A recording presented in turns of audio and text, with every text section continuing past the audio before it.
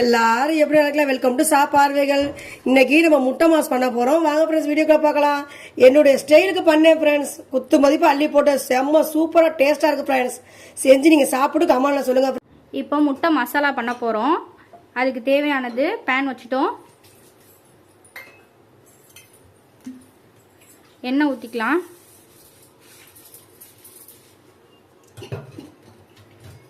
எண்ணெய் சூடாகட்டும். எண்ணெய் நல்லா காஞ்சிருச்சு. சோம்பு போட்டுக்கலாம். அடுத்து கருவேப்பிலை,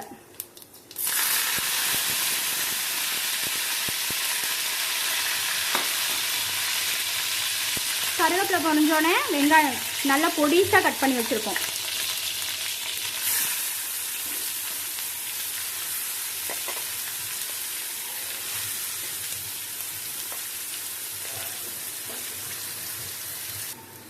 அடுத்து வெங்காயம் நல்லா வெந்துருச்சு, ப்ரௌன் ஆயிடுச்சு. அதுக்கு இஞ்சி பூண்டு போடுவோம். இஞ்சி பூண்டுக்கு அடுத்து தக்காளி நல்லா பொடிசா வெட்டி வச்சிருக்கோம். அந்த தக்காளி போட்டுக்கலாம். மிக்ஸ் பண்ணி நல்லா சுருள கிண்டிக்க வேண்டியதான். நல்லா வதங்கணும். எல்லாம் சேர்ந்து அந்த மசாலாவோட வதங்கணும். நல்லா பொடிசா வெட்டிக்கிட்டாதான் நல்லா இதுக்கு நல்லா இருக்கும் மசாலா.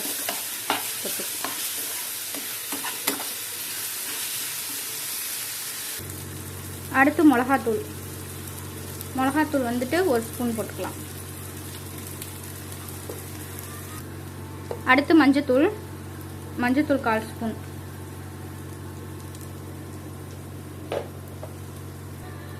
உப்பு தேவையான அளவு. அடுத்து மிளகு சீரகத்தூள், அது ஒரு 1/2 ஸ்பூன். அடுத்து கொத்தமல்லி போட்டுக்கலாம்.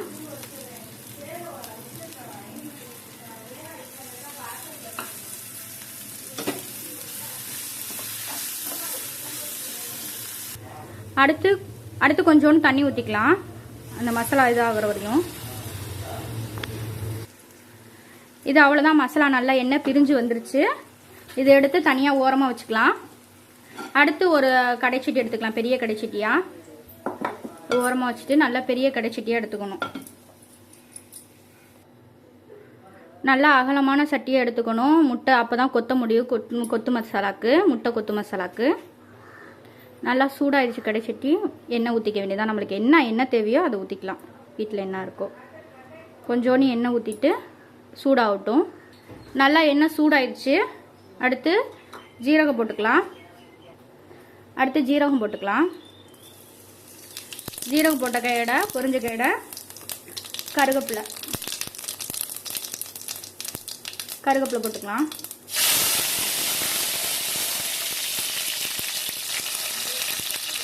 அடுத்து நீளமாக வெங்காயம் வெட்டி வச்சிருக்கோம். அந்த வெங்காயத்தை போட்டுக்கலாம்.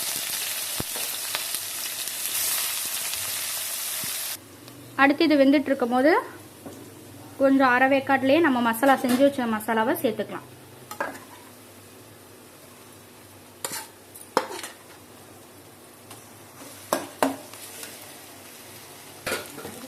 அடுத்து நம்ம மசாலாவில் போட்டு நல்லா மிக்ஸ் பண்ணிட்டோம். மிக்ஸ் பண்ணிவிட்டு அடுத்து முட்டையை வந்து நம்ம இப்படி வெட்டி வச்சுருக்கோம். அதை அப்படியே சேர்த்துக்கணும்.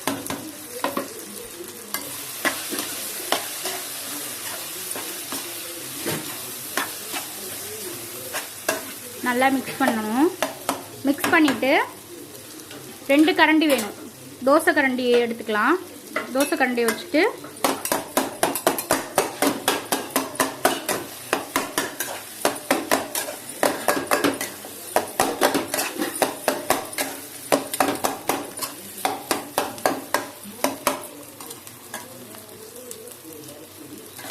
நல்லா முட்டை பரோட்டா கொத்துற மாதிரி கொத்திக்கணும். முட்டை பரோட்டாக்கு எப்படி கொத்துவோம் அதே போல் நல்லா கொத்திக்கணும்.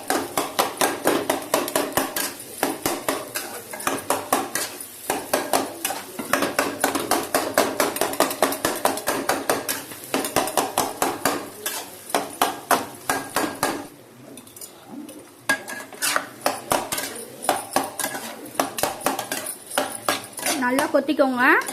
கொத்திட்டு நம்மளுக்கு உப்பு தேவையா உங்களுக்கு கரெக்டாக இருக்கான்னு உப்பு செக் பண்ணிக்கோங்க. எனக்கு கரெக்டாக இருக்குது உப்பு.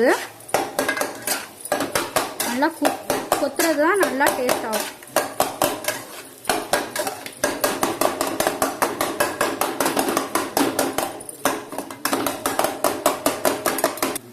அடுத்து லாஸ்ட்டாக மிளகு ஜீரகத்தூள் போட்டுக்கலாம். 1/2 ஸ்பூன் மிளகு ஜீரகத்தூள் போட்டுக்கோங்க. அப்புறம் கொத்தமல்லியும் அப்படியே தூவிக்கலாம். அப்புறம் நல்லா கொத்திக்க வேண்டியதான்.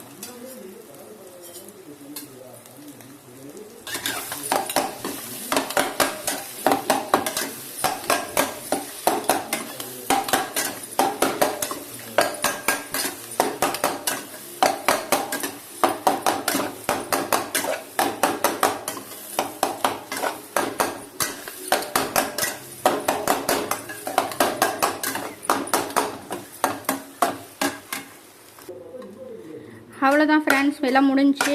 இந்த மாதிரி செஞ்சு பார்த்துட்டு நீங்கள் கமெண்ட்ஸில் சொல்லுங்கள். இந்த வீடியோ பிடிச்சிருந்தா லைக் பண்ணுங்கள், ஷேர் பண்ணுங்கள், கமெண்ட்ஸ் பண்ணுங்கள். Thank you friends. Bye friends.